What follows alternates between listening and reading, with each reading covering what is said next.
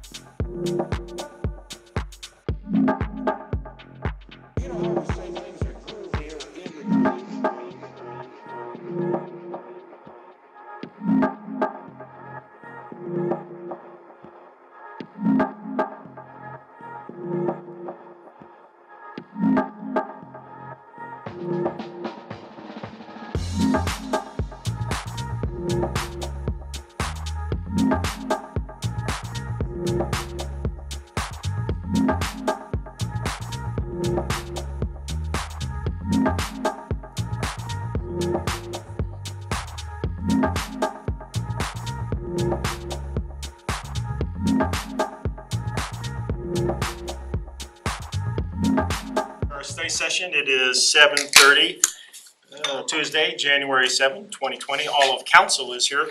And Mark, I did not give you and the city attorney an opportunity to respond to any citizen comments. Yeah, it's okay, Mayor. I'm sorry. But I would like to make a couple of comments, and I think Reed would want to follow up on one issue. We had public comment talking about accessory dwelling units, and if you remember, this was an issue that we talked about it at some length in the comprehensive plan process.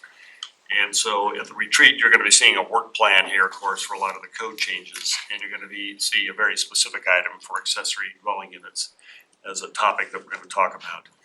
And I appreciate the comment that was made about that. We currently do not allow ADUs, and so I think our community is kind of poised to talk about it. Communities across this country, certainly in our state, have struggled with this issue, so there is a whole spectrum of issues associated with ADUs. So I'm confident we'll get into those as well. So that's my comment. Thank you very much. City attorney. Just in regard to the question as it relates to the citation for the posting of notices that happens. So pursuant to the open meetings law 24-6-402, parent 2, parent C, Roman numeral 1 is the citation. Scott is loving this. I Right on, Reed. The public, at the first regular meeting of every year, the city is required to state where those postings are going to take place. So that's why it's done today. This is our first regular meeting. I will say additionally, more for Scott's edification. Earlier this year, the House bill went into effect that allowed for municipalities to post their meeting notices just on a website. So they actually don't need a physical place within the building as we still do. So there's nothing to preclude us from printing anything in the paper, other than the fact that the printing and that sort of thing is probably a time issue in terms of We're often operating at the last minute on our agenda items, as council knows, and probably wouldn't make the printing rotation for a lot of these other written services, so. All right, thank you very much. All right, we're ready to move on. If you guys are, council, if you don't have any questions, then we're gonna move on. So our first item on the agenda here is the recommendation and appointment to the Littleton Art and Culture Commission. And we have with us Tim Nims here tonight, and you brought Fabi, your guest. I did. If you could give her a proper introduction. I will indeed. Good evening, Mayor, members of council. Apparently we have a rule here in Littleton that one staff member always has to have a cold, so Mark doesn't have his anymore. Got mine back from New York City on the plane this afternoon, so. And I have one too, so you know. Oh, nice. So we're all in good That's company. why we I was- separate. I was a little concerned. I was a little concerned that Reed's long citation would work my way all through the last of my cough drops, but so I'll be fairly brief and then I'll pass it along to Fabi.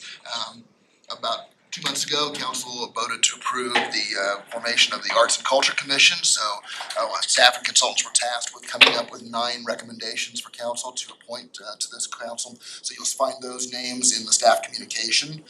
We started with about 40 names in total and met with a great deal of these folks. We were, I think, really taken by the amount of enthusiasm there was on the part of each candidate that we visited with. So I'm really pleased. I think we have a strong slate to present to council for your appointment on the 21st. Council members Elrod and Driscoll participated as well. So we had, I think, a good group. And as I say, very enthusiastic interest in serving on the commission. So those names are before you. In meeting with the mayor and the mayor pro tem a few weeks ago, they both expressed some information or some interest in additional information.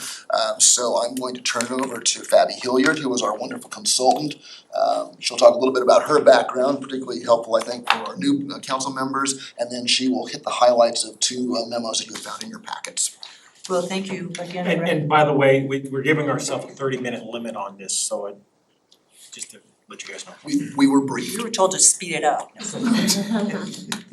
I appreciate you having me back, and to those of you who I haven't had a chance to meet yet, I'm excited about this project. I ran the Denver Mayor's Office of Art, Culture, and Film, and the Office of Theaters, the Office of Theaters and Arenas in Denver for 13 years. And it was an office, the Mayor's Office of Art, Culture, and Film was an office that was created by the Webb administration. So it was build the organization from the ground up.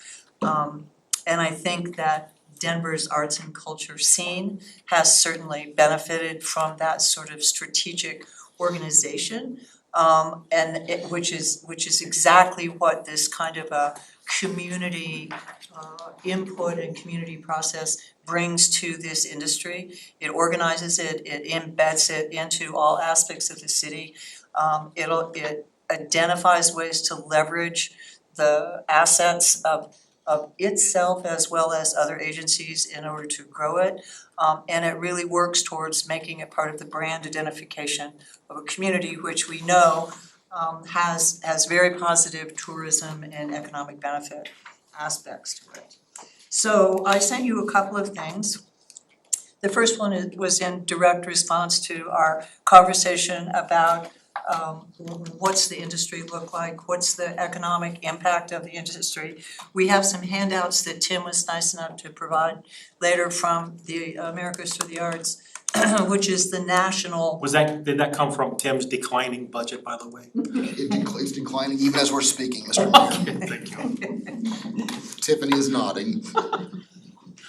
But you can see from the memo that I sent that the impact of the arts nationally, $730 billion industry. And we do think of it as an industry, not as an add-on or a sort of a stepchild, but as a fully contributing industry sector along with manufacturing, along with hospitality. It stands on its own. The Colorado Business Committee for the Arts, which is the regional organization that does the measurements of the Colorado impacts, in their 2015 study had a $573 million economic impact from the arts.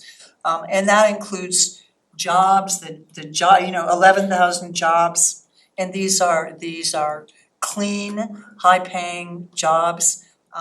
They are quality of life jobs. the commitment or the participation and the strength that the arts add to quality of life in communities is well documented, certainly by the Americas for the Arts as well as by the Colorado Business Committee for the Arts. I added a few examples.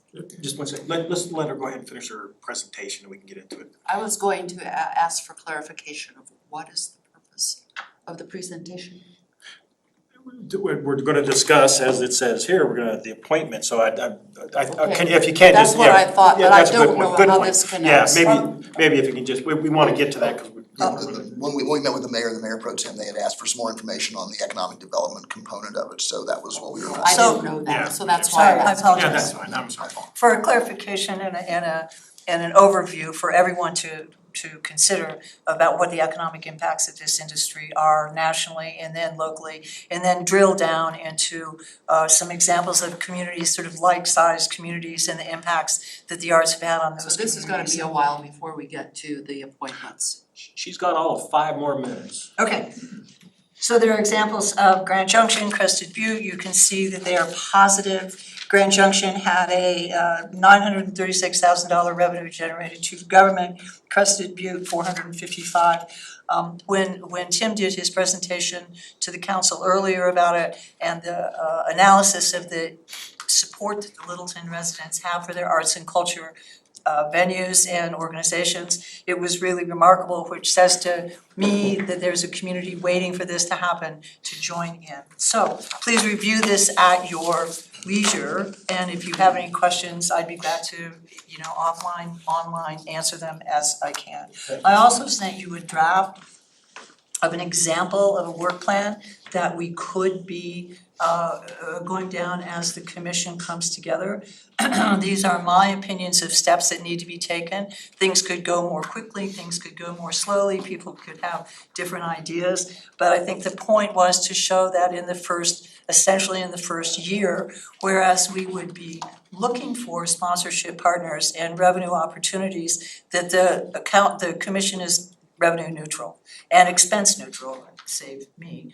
But it would not be looking for support, financial support from the city. It would be organizing itself, looking for the places, what is the industry in Littleton? How does it fit? What's missing? What's adding? What do we need to do? And then come forward to city council with recommendations in a conversation probably similar to this about what the commission is thinking. So this board is gonna be completely it's gonna be about recommending the council. correct. And so whatever they do, they're gonna be recommending to seek approval, or some stuff you'll have some latitude to do things. Well, I would assume that they would have the same kind of latitude that your other boards and commissions do, but I mean, this would be a council appointed board, so that would, they would report to city council, they would in essence be the liaison between council and the greater arts and culture community within Littleton. Okay, and I'm thinking we're gonna get into who should be appointed, what Correct. kind of qualifications they have. Correct. and- Yes. okay, cool. Correct. So that's the essence of my report. I hope it answered the questions that we had in our conversation, our brief conversation, to clarify for all of you the intent and the goals of the first year of this organization, and the kind of work that it can do and the kind of impact this industry can have, has had, and continues to have on many communities across the country. And one of the things that you and I talked about, and I just want all of council to at least know, that this is not expected to be a revenue generator Correct. right off the bat, Correct. nor for the first year, is my understanding. That's correct. Correct. And by second year, then what? Well, the goal would be at the end of the first year to come back to council. We have a number of check-in with council moments in the calendar, in the potential schedule of the commission meetings. But to come back to council with a program that would involve where have we identified funding? What does the grant situation look like? What are local businesses and sponsorship opportunities look like? So that we would come back with a program, resources defined for that program, for a conversation with. Things that may have possibilities for indirect to the city for income and something, but we should not be have the expectation that this is gonna be generating money at least this first year. Well, it would I just be. want us all to be aware of that. Correct, correct, and it would be more likely, I mean, the goal would be to have the council or the commission be able to leverage existing city resources like the newsletter and things like that in order to improve their communication capacities.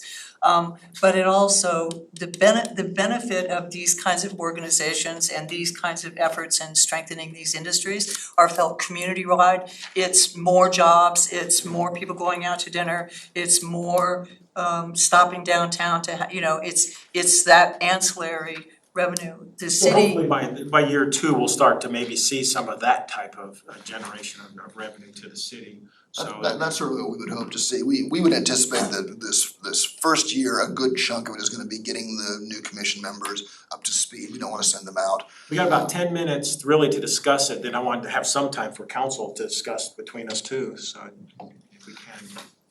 Anything else you wanna say, Patty? Pardon? Anything else you wanna say? no, done. And then I guess Thank you. we're happy to visit with you then about the nine commission members that we're recommending, excuse me. Thank you both for being here. Just a quick question. In the memo and draft work plan that council received, there were, I think, a few references to sort of branding, right? The need to sort of support the Arts and Culture Commission with a branding effort. I'm sorry, I can't hear you exactly, sorry. No one And ever. my ears Speak are- into the mic. No one ever. He's our new Peggy. We've all got calls. I'll speak up. Thank you for letting me know. So Sorry. in the memo and the draft work plan that we received, there were numerous references to a branding effort. Supporting the Arts and Culture Commission through marketing, through branding. I know most of the 9 people who are being recommended, but not all of them. Do any of these people have a marketing background, or how are we gonna sort of pursue that marketing effort for the Arts and Culture Commission? Well, I think we were thinking that there would be, I mean, assuming that that became a priority of the commission, I mean, these are, that there would be subcommittees where we would get topic expert, subject matter experts to come in and help us define certain areas and that way we expand the way the community can participate greater than just the 9 people who are serving on the commission. It seemed that in almost every community that strengthens their arts and culture industry, the first problem and the biggest hurdle is communication and information.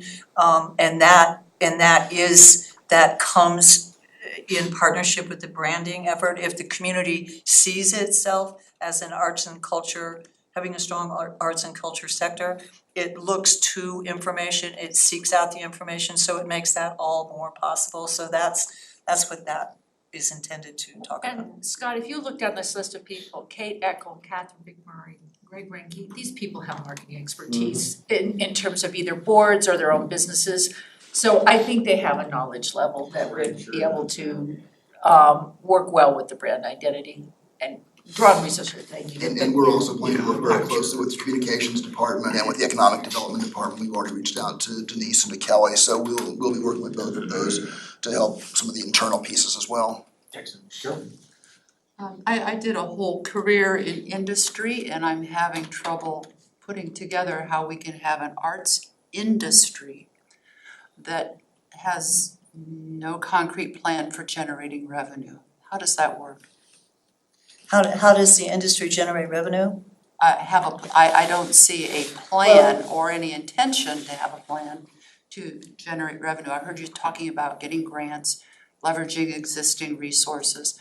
I didn't hear anything about how the word industry applies to what you're doing. Well, for example, as we do the cultural mapping exercise, and we understand what the assets are in the community right now, which allows you to look at what the holes are, what the leakage is, where do people go and spend their entertainment and their those dollars outside the community. Any kind of community leakage is just. You're not answering my question. Thank you for the try. All right. Sorry. You gave it a try. Well, I think it's as an industry, it's not known necessarily for generating a lot of money. directly. As an It's gonna industry, be I mean, indirectly. if you look at, I mean, if you look at any industry, let's see, if you look at the hospitality industry. The hospitality industry generates money by sales tax, by return to businesses, by increasing jobs, by improving property values, by increasing investment in the community. The arts industry does the same thing. It's the same thing. Increasing jobs, increasing investment in the community, increasing visitorship. It's the same principle. So a way to look at this as well is, and you touched on it, is the inherent, the additional value that comes from visitors, from people that are engaging in these activities. So apart from the jobs that are actually created from these industries, the film industry is another great example that falls under the creative industry sector. Just looking at Littleton alone, when you look at the visitors to Town Hall Arts Center, to Hudson Gardens, you're talking $5 million in incremental spending that's happening in our community, to extrapolate some of the numbers that were shared. So that's how, when we talk about revenue, you have to talk about creating more value to the supporting organizations around it as well. So, and then to Carol's point of, is there a plan? So one of the exercises is to in fact do a strategic plan so that we can begin to articulate some data and proof points, et cetera, so that we can truly become much more tangible of the value that this can bring to the community. So in a sense, it's kind of like the First Fridays, like when we come down to First Fridays, we end up eating, buying stuff at stores. Exactly. It gets us into stores that That is certainly a component. on a Friday night we would not normally go to. So that's the kind of revenue generating we're talking. And you also see this in the retail industry, where the retail industry needs to be more experiential. So it's not just about going into that store and buying that product, is what do I experience when I go there. Aspen Grove right now is doing a huge campaign and utilizing their open space as Instagram spots where you can go take pictures. So it's a way to draw people to the center for this moment or this experience. Oh, and while I'm here, maybe I'll stop in the store, et cetera. So that's where the purpose of this is, how do we bring all of those things together a little bit better and work together so we can all be much more successful. And that's part of why I wanted to highlight that we should not expect any increased revenue over this first 12 months at least. The first year is really a plan. Because it's really trying to get things together and figure things out, and then come to us with recommendations. I think if you just look briefly, and I don't need to belabor this, at the impacts from the communities that I referenced, Grand Junction, Crested Butte, Colorado Springs, the downtown Colorado Springs, that's where the money comes back. And they can quantify, because it's an industry they can recognize and a sector they can track, they can quantify how much money is returned to the city, for example, in sales tax, in property tax, in payroll tax, if you have those, in head taxes, in whatever revenue mechanisms the cities have related to this sector. Great, thank you very much. Tim, do you have anything else? If there are any questions about any of the candidates, I guess the one note I would make is that we have 8 names before you, and then we have 1 slot that we're holding for Arapahoe Community College. We met with President Doyle a couple of weeks ago. They're on semester break. They just got back actually, I think, yesterday. So she's indicated that she'll have an appointment from ACC. But we think it's important that the community college be represented on the commission as well. Excellent. One of the things that we were particularly, I think, taken by was the inventory of programs that ACC has that would fit neatly into the arts and culture portfolio. So I think they'll be a good player and also bring some needed resources to the table as well. Right. So Mark, you're looking for direction on where to go for our next meeting. That would be that's where we would actually take a vote on approving. Correct. On the 21st, we'd have these names before you and you'd approve those, unless you got any questions here this evening. Councilor, are there any more questions? I just have Kelly? one quick one. Yeah, absolutely. Why do some people have 1 year appointment versus 2 versus 3? Oh, to get them on, the normal council appointments are 3 years, but so to get them on to a staggered term so that you would eventually be able to do those appointments, we had to do 1s, 2s, and 3s. So the good news is we had 9 slots, so we were able to divide them up pretty evenly. Next year, the Arts and Culture Commission will come to council as part of your regular appointees, so you'll have 3 slots to fill that year. You could reappoint, or you could have entirely new candidates. Okay, thank you. So next year it'll be a part of our regular board and commission Yes, interviews. correct. Okay, this year not. Cool. You guys have anything else? No, I just want to thank Tim and Fabi, you guys have done a great job, and Karina. They do a great job of putting this list together. It was fun sitting and listening, and we've got a lot of talented people in Littleton, and I'm excited to see where this can go. I think it's. You guys did a tremendous job too, so thank you. Exactly. Yeah, same here. I think what I'll share with council is we reached out to a number of people and from all walks, as you can tell, from businesses, arts and culture organization, our board members, and everyone was absolutely excited to participate. For those that couldn't participate for time commitments or other reasons are already making themselves available to engage in other ways.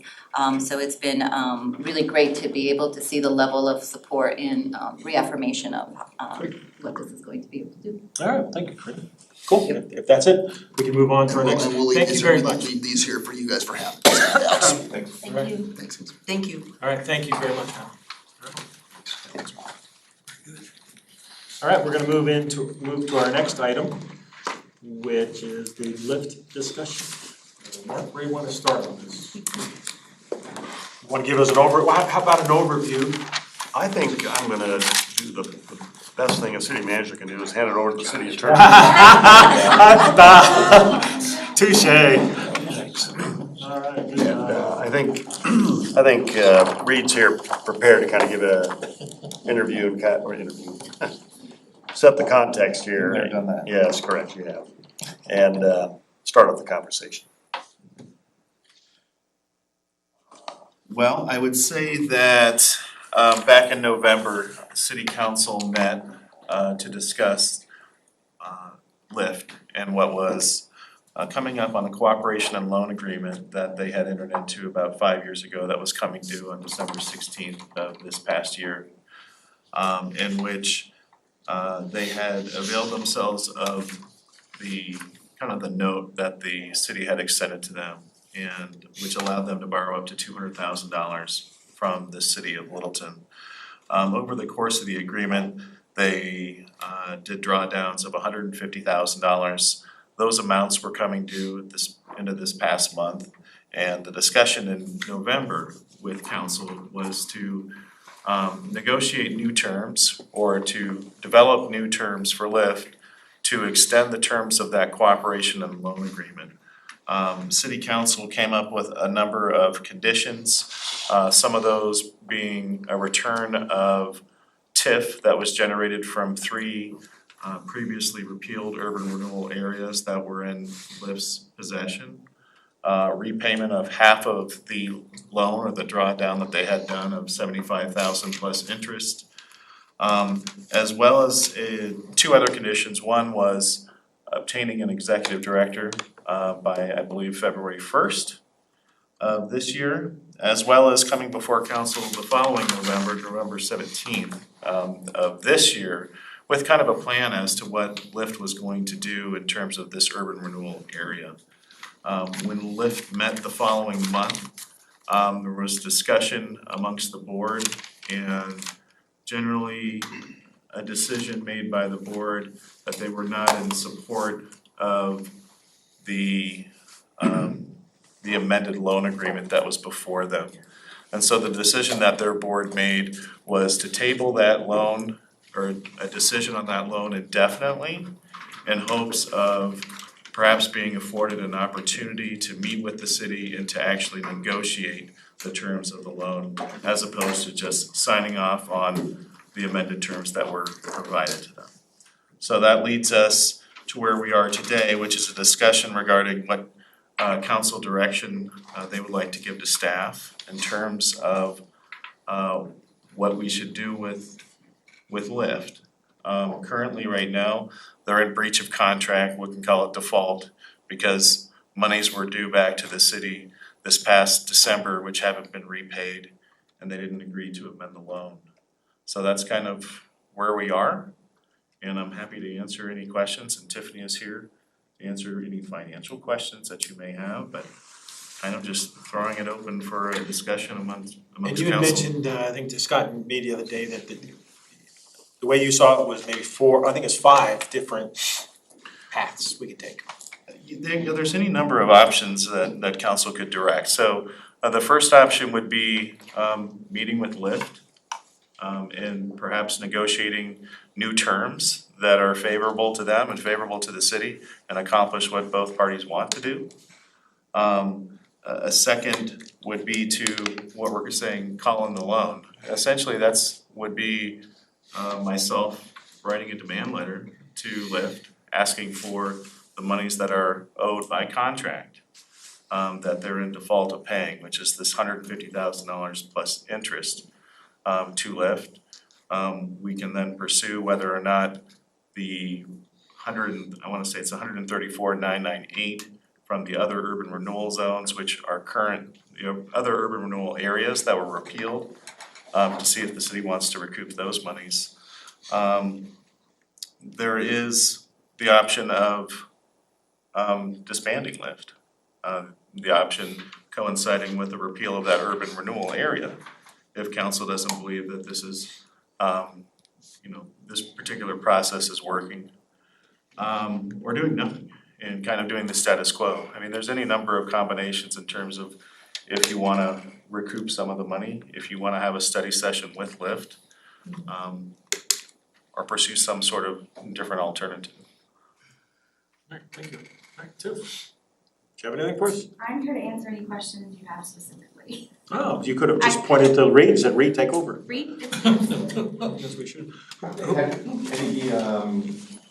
Have they done any interviews with the executive director? Have they taken that next step? The city was going to coordinate the search for that executive director, and after Lyft decided not to act on the amendment, we've kind of tabled that search pending some direction from city council as to what council would prefer us to do.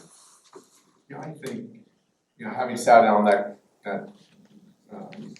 council for, not council, commission, not making all the meetings, because here nor there. You were bored. We weren't getting anything accomplished, or they weren't getting anything accomplished. I didn't feel they were doing a lot of paperwork. I felt like we made a good compromise at our last study session. City council did, to basically give these guys a lifeline. And for them to, I guess, say, we're not happy with the directions council made, I'm would be in favor of disbanding Lyft. So they had requested to meet with us to negotiate, I guess, the terms of the contract, because there was no opportunity for them to respond other than either accept or not accept. So was that their ask? They wanted to be able to come back and look at the terms that maybe were proved to be challenging given what they're trying to accomplish? I think there were certainly sentiments from the board that, and I believe it may have been the chairperson, Mr. Seiler, had said he had conversations with perhaps Mayor Brinkman in the past or perhaps during the meetings this past spring with city council and thought that they could negotiate a loan agreement or the amendment to the loan agreement because everyone knew it was coming due at the end of the year. And so apparently there was a belief that there might have been representations made by council that this would be a negotiation. And by there not being a negotiation in the terms given to them, that didn't sit well with some of the board members. I mean, I can't speak exactly for the board, all I can do is kind of recite what I remember. There were certainly some concerns that were voiced about the repayment of some of the monies that were being held and how that would affect their ability to be successful in the future. There were certainly comments made in terms of perhaps a failure that they felt there was not enough support or direction given by city council over the course of time in terms of what they should be doing or what they could be doing or what city council wanted them to do. So there were various reasons for that particular board to decide not to vote on the motion that night. But those were just some of the kind of the main points that I recall hearing at the meeting. Is it the responsibility or even the prerogative of council to direct Lyft? No, I mean, pursuant to state statute, you've created a separate independent body. Certainly, council does have a role with Lyft in terms of making appointments and certain things like that, but it's not council's role to direct an urban renewal authority what they should be doing. And we had, I'm sorry. Let me go to Pam. I'm Pam, let's have Pam. I did sit in a meeting, the last meeting with Lyft, and there was a feeling that if they repaid back the loan, that maybe they wouldn't be able to realize the goals that they wanted to do. If we were to extend, renegotiate, call the loan, but let them to continue, this is how I see the process working. 6 months to hire an executive director, get them on board, figure out what's going on, maybe get a project. They don't have a project, they don't have a process. They have very new people without a lot of tribal knowledge.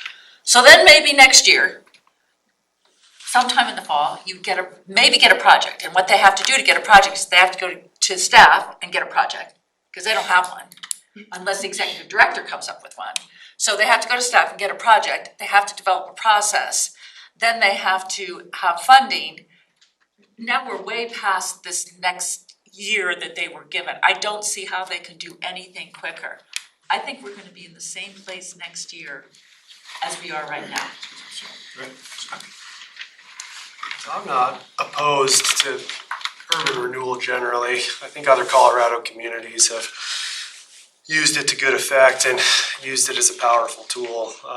I think Littleton could use a robust urban renewal program. I think Columbine Square is pretty clear evidence of that, right? The citizens in that neighborhood justifiably complain on, for example, next door about Columbine Square as an eyesore and the trash and so on. I really think our city deserves better than what we have at Columbine Square now. But I think that urban renewal in Littleton is just really agonized and really distorted. And so instead of operating as a finance mechanism like it's supposed to, it instead has become something of a financial liability to the city. For example, this loan that is now in default. Just today, I spoke with 3 of the Lyft board members in preparation for this meeting. I spoke with some of my council colleagues and others whose opinion on this I value. And I also watched a chunk of the video from Lyft's last meeting. And the message I'm hearing consistently from all quarters is that for Lyft to thrive going forward, right, we really have to just do preliminary stuff, right? It's preliminaries across the board, right? The list is things like, we've got to get new board members, because no matter what happens on council's end, we can expect several of these board members to resign. Those new board members are going to have to get up to speed. I'm hearing even from the Lyft board members that it is critical that the Changs get involved, and I don't have any expectation that that's going to happen. Lyft thinks that they're going to need more money. They're going to need overhauled communication between staff, between city council and their board, and they're going to need an executive director and so on. And I mean, the initial cooperation and loan agreement was 5 years ago, and for us to be in a place now 5 years later where we're still talking about just meeting the preliminary needs of this board, not even talking about okay, what have been the successes? What project is in place that's going to be successful? We're having really just foundational conversations about foundational needs. I think that if we ask Lyft to continue as a council, we are going to make a huge investment of council and staff time for, I don't see any return on investment. And so my preference is that we disband Lyft, we bring the money back to the city, and we do something with it, now productively.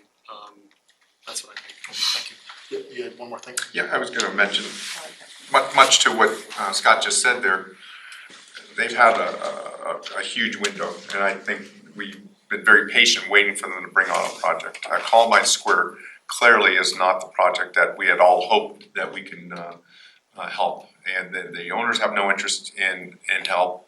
I'd be more interested in getting some verbiage around how we can ask these guys to get moving or sell the property or something rather than talk more about lift. So again, I just think it's run its course. I appreciate everything the board has done, but I think we're gonna be in the same place as Pam said.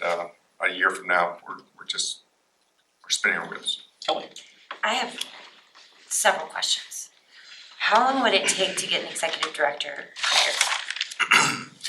I know you said 6 Through months, our- but would it take 6 months? Through our HR department, they believed it might take a little bit longer, given at the time there was the holidays, and perhaps not a lot of people were looking for jobs over the various holidays. Mr. Murray, actually Lyft's attorney, was there, and he did offer that there's actually a pretty small list of people who could serve as executive directors who do that work in urban renewal areas. So it actually wouldn't take that long, in his opinion, to actually get someone on board on a part-time basis, assuming they were interested in the project. And this person would have extensive Background knowledge doing and urban experience renewal and doing development. urban renewal. Okay, Correct. another question. What happened to the other 3 urban renewal sites? I know I'm new to this. Why were they repealed by the council? Jerry? There was about 5 hours of meetings that determined that. It just basically came down to that my words. We threw a blanket over Santa Fe and some other areas and said, this is urban renewal now. It wasn't, that's why Columbine's still here, is because is a relatively defined area, which is what urban renewal is for. I would say politically at that time, the climate around urban renewal was relatively unpopular within the city of Louisville. So to me, it seems like other cities use urban renewal. It's very successful. I'm trying to understand why we didn't hire an executive director right off the bat to make it. They did have one. They had one for They did have years. one. Yeah, for about the first 3 years. And we used urban renewal back for the marketplace, right? Is that what it's called? Yeah, that was a different urban. Right, it was different, but we do have a tiny bit of experience. There was an executive director for Lyft or urban renewal for several years that didn't work out and was just never replaced. Yeah, and they also had an attorney during that full period also. Okay. You had one And more their question? attorney was not up to speed. The attorney, You're talking about the new attorney. The new attorney Yeah.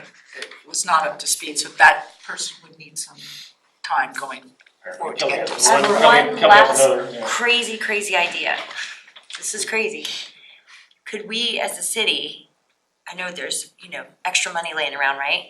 Could we offer to buy that property? I know it's a naive idea.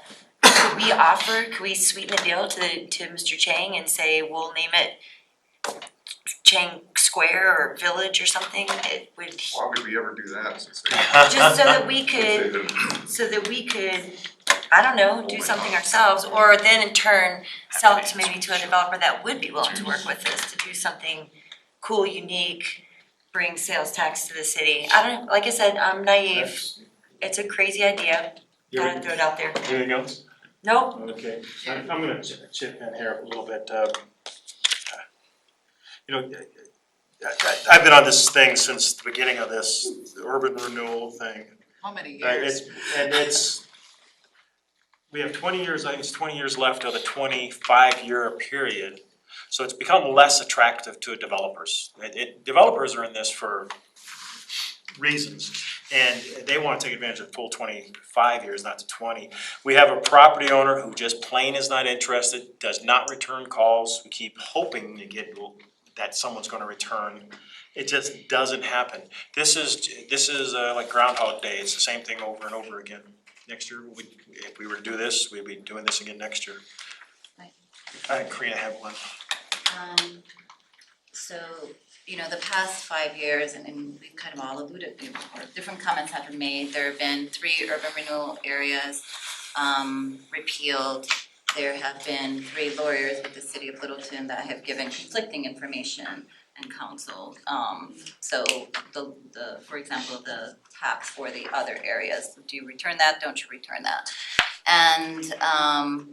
And the executive director that left or was asked to leave, so that was all, during that turmoil and political instability that existed around urban renewal, and the board, had to absorb that. So it struggled to be positioned in a way to act for a lot of factors outside of their control. I think what we heard from the board is they've finally started coalescing. We finally started seeing some analysis. They went out and did a survey. So we are beginning to see the board take on the role it was intended to.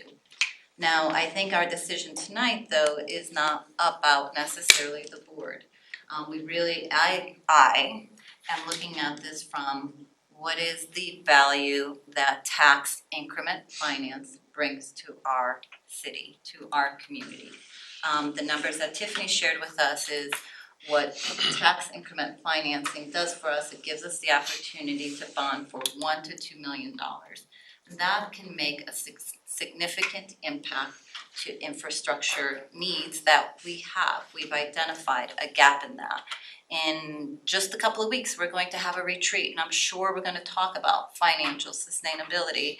And I think, both Tiffany and Denise in economic development that's not here anymore will say, you have to have, different tools, different financial tools to tap into, because you can't solve it all with a sales tax increase or another property tax increase, and that's not how we want to do this, right? So we really have to focus on, I'm focusing on, there's an opportunity for incremental financing to help us address the capital infrastructure needs that we have in the city, and we have them in that part of town as well.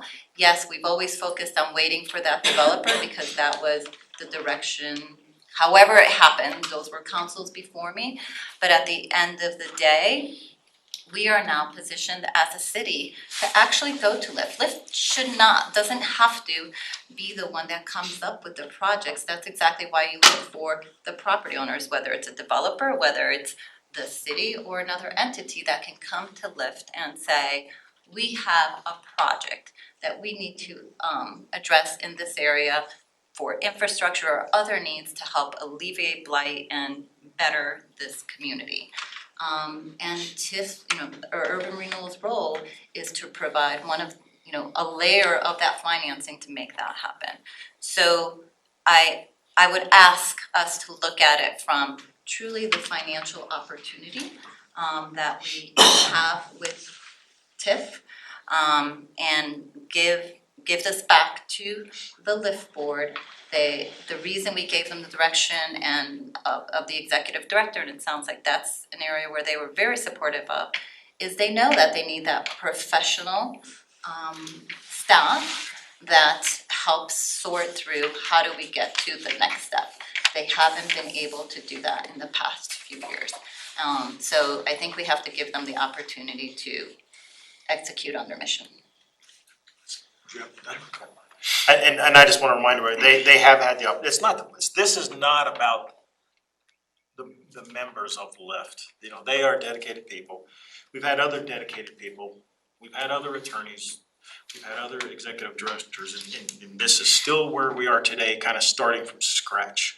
So I guess what I'm looking for now, council, I know Rita's prepared to draft up whatever we need and have it posted in time for LIFT even. Is that correct? Whatever direction you were Correct. If you want to amend what's already been amended, if you want to, go the route of disbanding, I can certainly put together the necessary documents to do that. I would say there is a wind down provision by state law if one were choosing to disband LIFT. And that's a 6-month wind down. You have to make sure that they can satisfy their obligations, any outstanding obligations they may have. They currently don't have any other than perhaps a rogue bill coming in from an attorney. They have more than enough to satisfy any of their outstanding obligations they have now, so. Thank you. Whatever council Thank you. decides. Council, it's my thought to ask for Reed to draft up the documents, to call the loan, and to second ordinance, it's ordinances we're talking here. The second would be to dissolve lift. I agree. So let's, I'm sure, Karina, you are not. I don't agree, Hang on. and I wanna. You've had a chance, let's go around the room first. Yeah, I would lean that way too, Jerry. Supporting that, Carol? Lift is having a Supporting that? meeting on Thursday. I'm supporting that. Yeah, I mean, I have said I'm supporting disbanding. Okay, that's, I think what, for the record, what Scott just said. Yeah, sorry, I have a cold. Yeah, he did say support disbanding is what you just said, okay, is that I correct? support what you said. Okay, Kelly? I disagree. Okay, so I think you've got some direction to go We have direction. for our next regular meeting. Good direction, and the ultimate decision will be made at the public hearing. Exactly. So our next meeting is a study session, so this is not till the 21st. Correct. Okay, First reading. all right.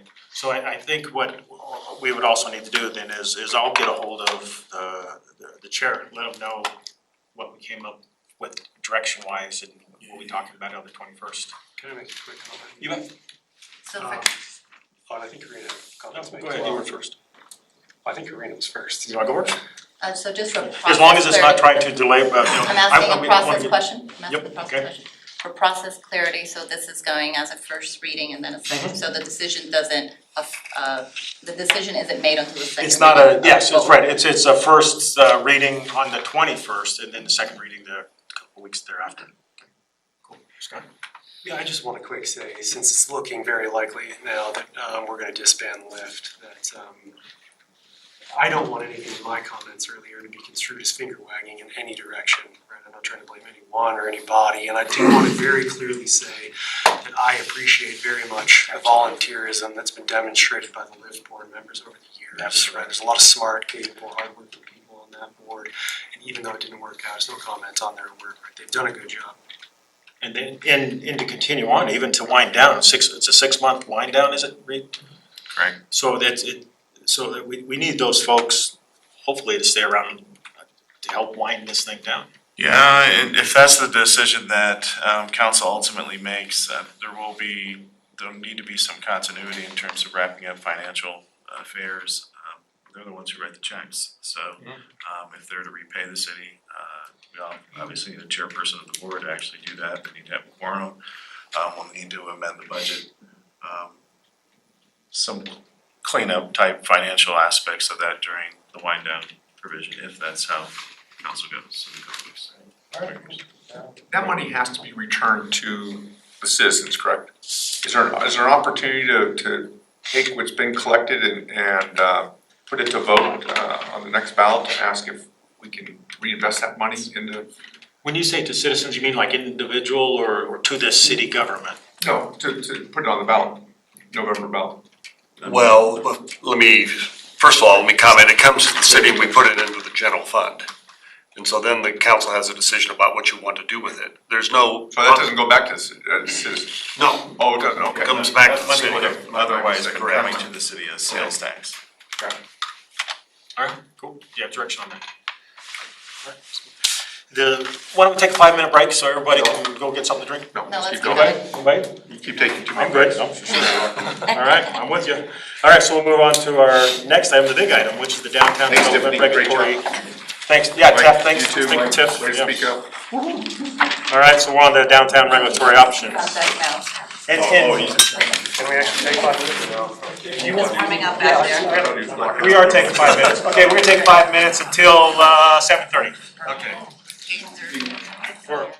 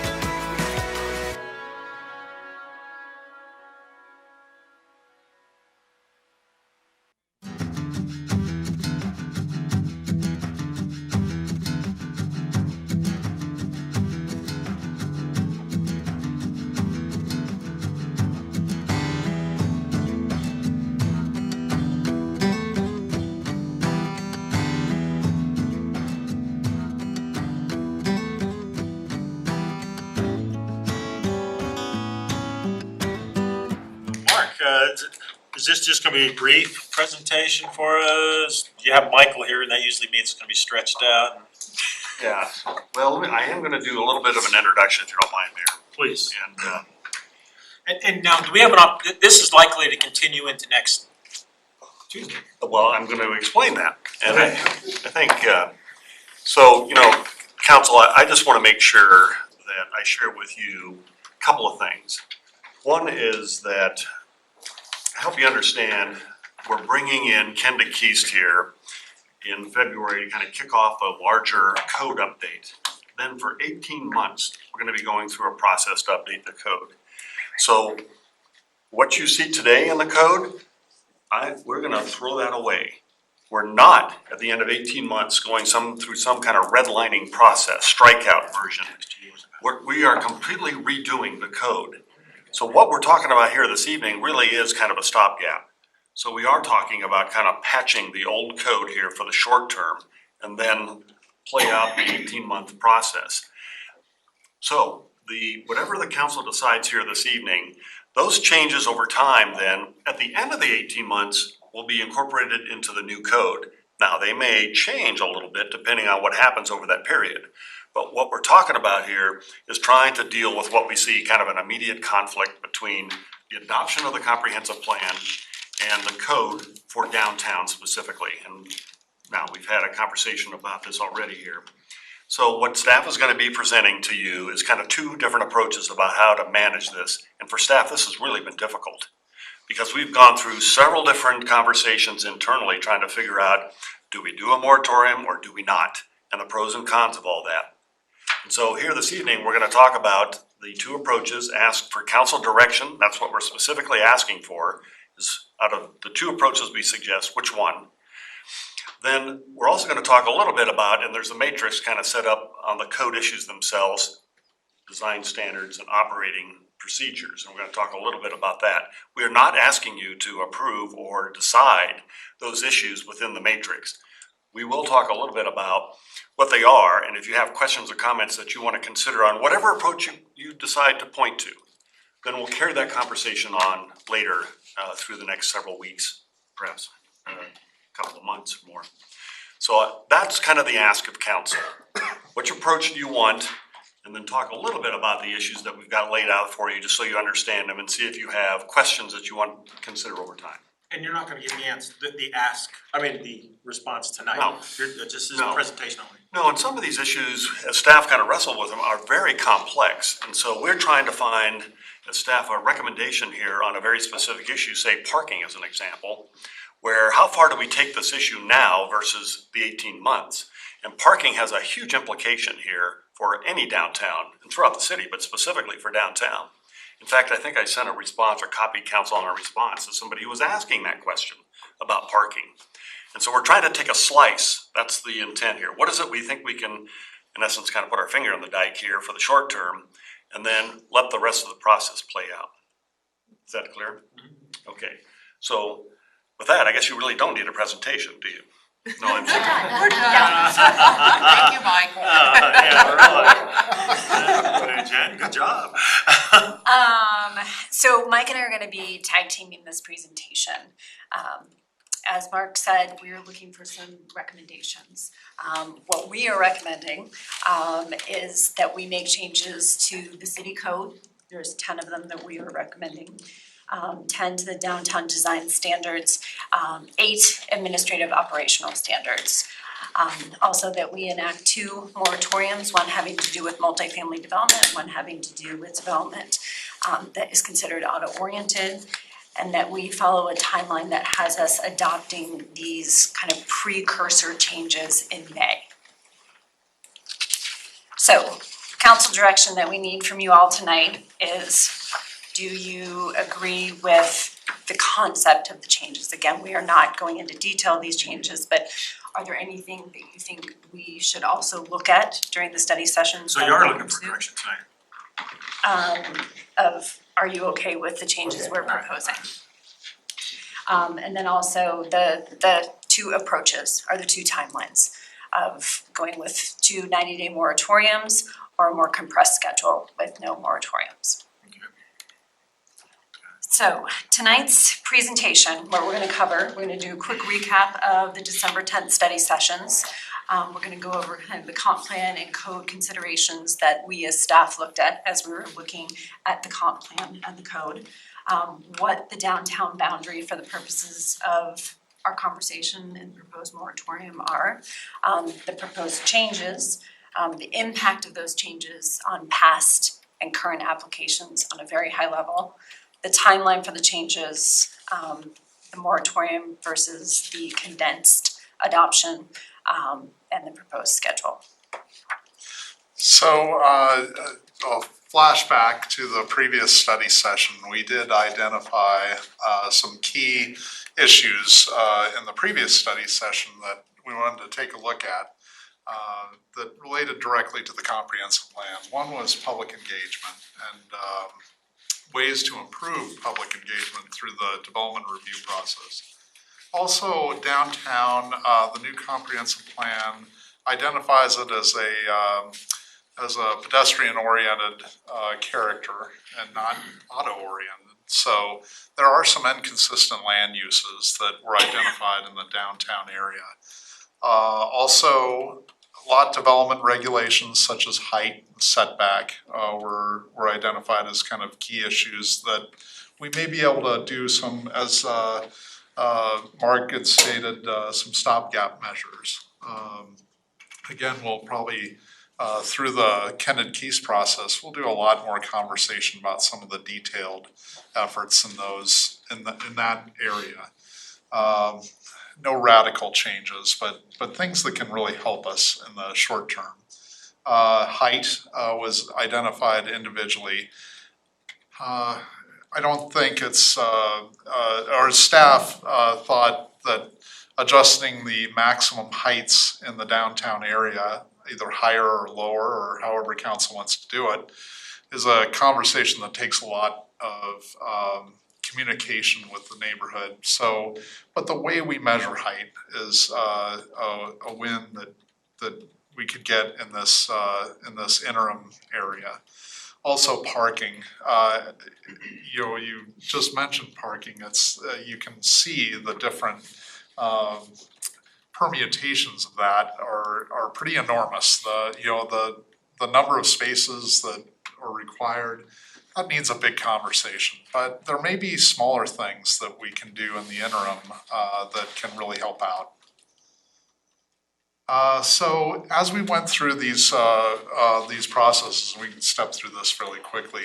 We looked at the impact on single-family residential development, the impact on multifamily residential development that these proposed changes might have, and the impact on commercial development.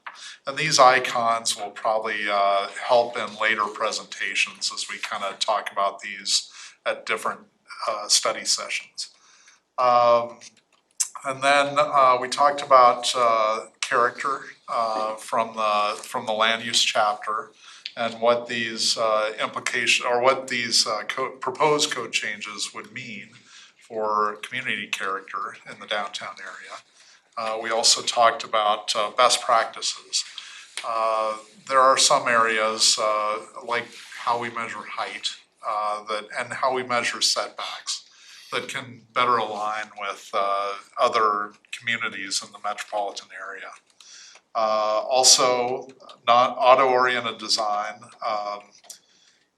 What can we do to sites to help them with a more pedestrian-friendly flavor? And then the auto-oriented uses like gas stations that might be allowed downtown right now were a key consideration. And there's the moratoriums, the suggested moratoriums can help address some of that in the short term.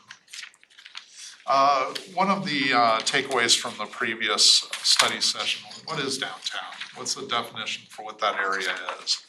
Staff would recommend that we stay with the downtown design standard, the already adopted downtown design standard definition of what downtown is. And that's represented on the map on the screen. It's bordered by Santa Fe on the west, the Church Avenue on the south, the railroad tracks on the east, and then that northern boundary was recently amended to include the former trailer park that's now undeveloped property that's near the county building. So from here on out, we won't say football, we'll say cigarette lighter?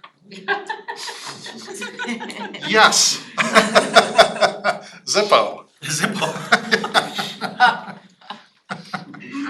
Why aren't we including the county building? I mean, it's property. I mean, just like our city center is I mean, it's public property, so is the county building, so just, who knows, years from now, what might happen to that, so I don't know why we just wouldn't incorporate that in. Yeah, the county seat could change someday. Exactly. Yeah. We Is there a can't reason really why? impose design standards on a state entity, so county Can't is. do it.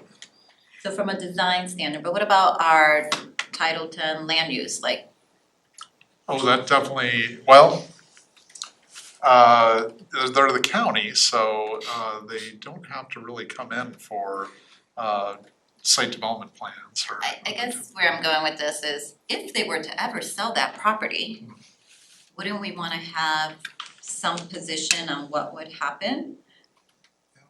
I We're would designing everything else, we might as well. I would suggest that that's not an issue for this particular moratorium window. Fair. So for the next 90 days, we probably don't need to decide that, but maybe in the long run, you know, maybe that is something to consider, just about how we manage that. Fair. Scott has a question. Oh, go ahead and respond first. Well, and I also, I mean, our definition of downtown, I think, will evolve during the ULUC process. So this is really for the purposes of the suggested moratorium and the suggested changes to the design standards. It's probably true. My question was, why is this staff's recommendation? Because it wouldn't surprise me a bit if we expanded it, in particular west to the river, but you've answered my question, so. And you may remember this map from the previous study session. And just to briefly go over it one more time, there were 10 projects that occurred from 2004 to 2013. So it was a relatively slow period in development of the downtown area. However, in 2014, things really started to pick up, and between 2014 and now, there have been 23 projects, and actually we are missing one on this map. I apologize for that. There is a project on that former trailer home park, yeah, the Wood Spring Suites. Was not included in this map, but is included in the downtown area.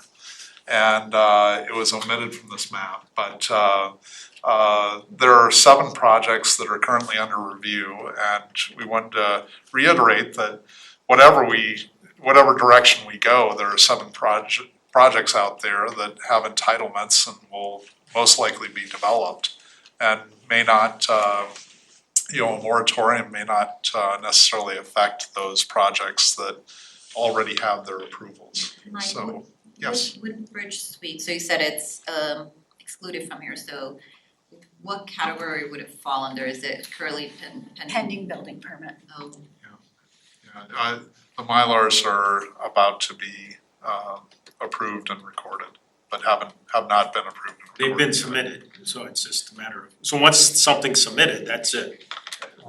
Right, they've been in the process a long time, and they're near the end of the process. So those 7 projects are grandfathered into existing code.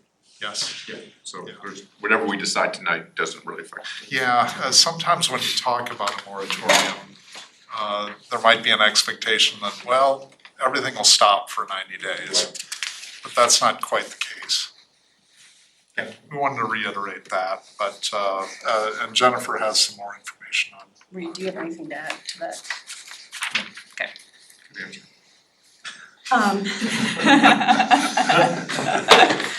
All right, so the proposed changes, the big thing with the proposed changes is there were a lot more changes that we as staff had identified.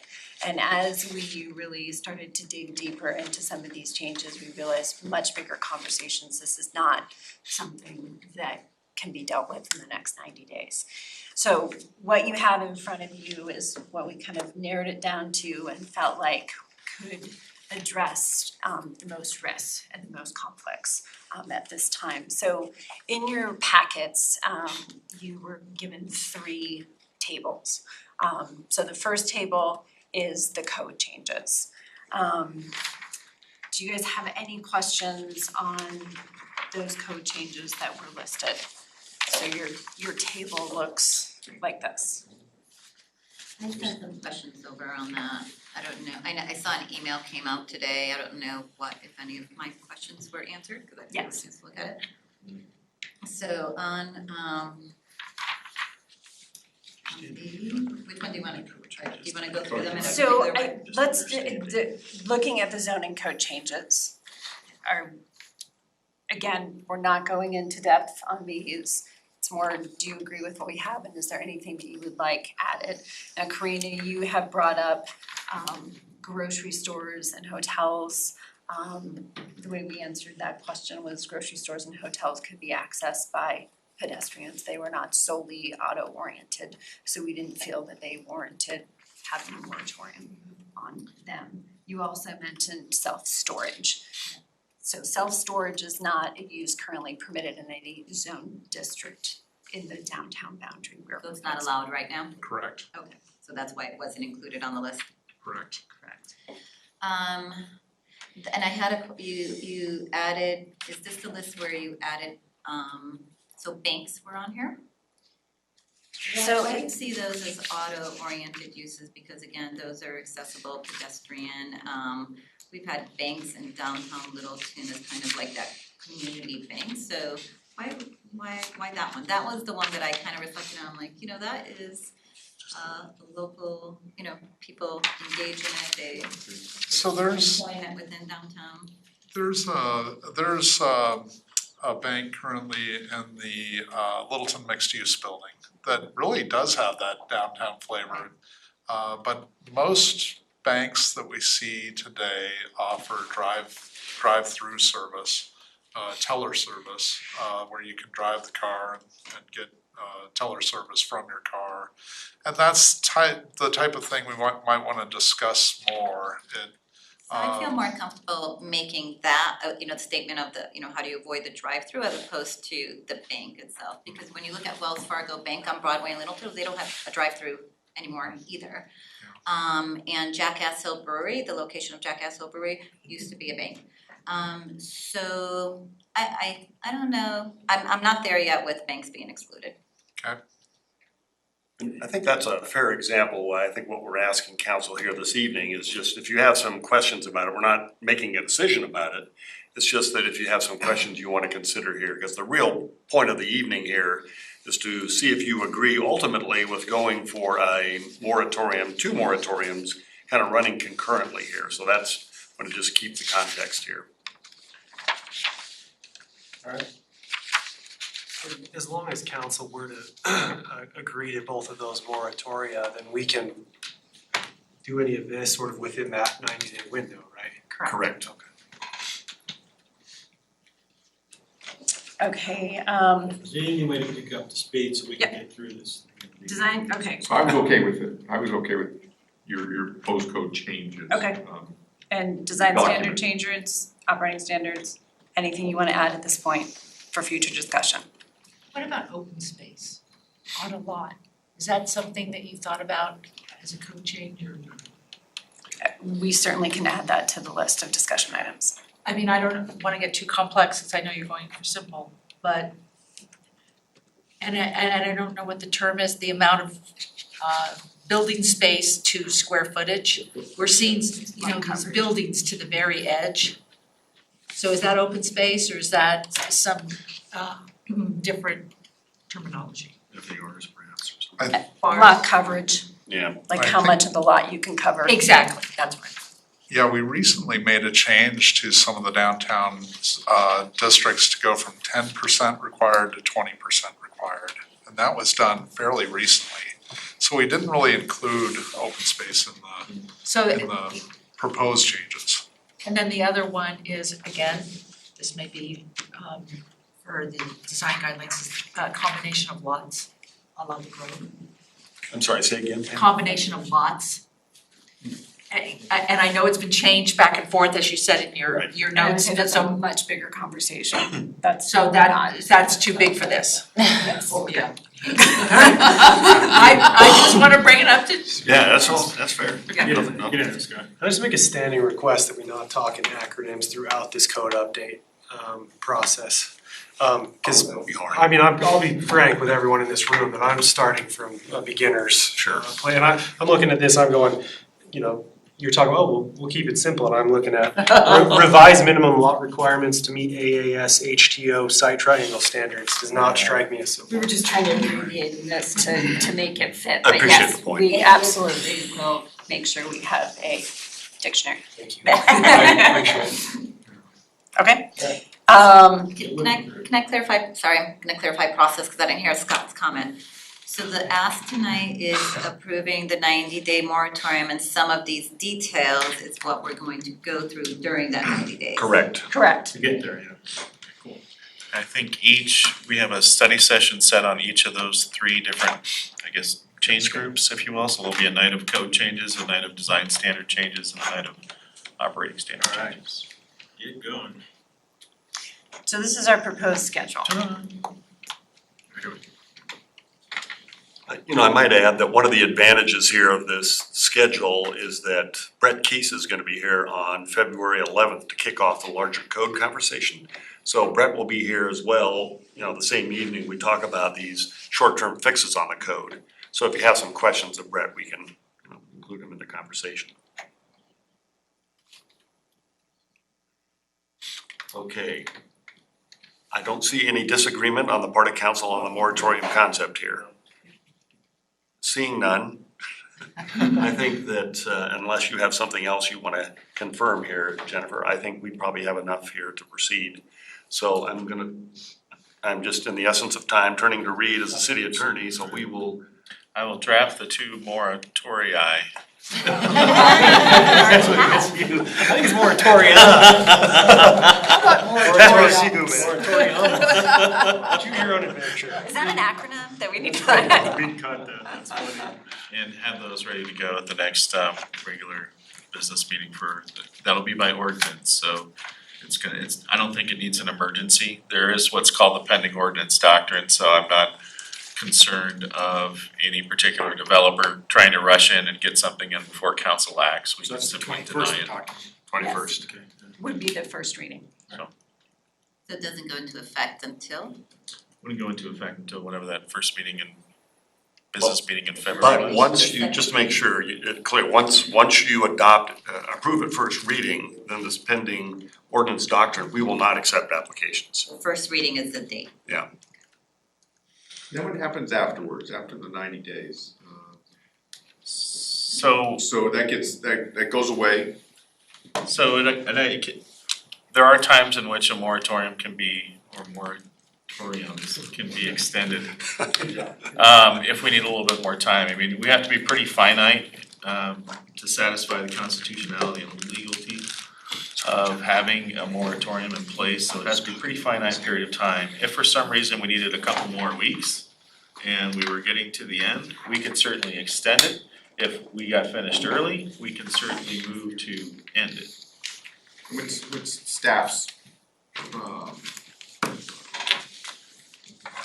Judging on the timeline, I think this was something that was. Level of to have a lot of this in place in 90 days or? Oh, yes. Yeah. I think that's why we're suggesting it to you, recommending it, is that we do have confidence that we can get through this. I might also just point out that what Jennifer's handing out here is a piece of work that we've done here on communication of the topic.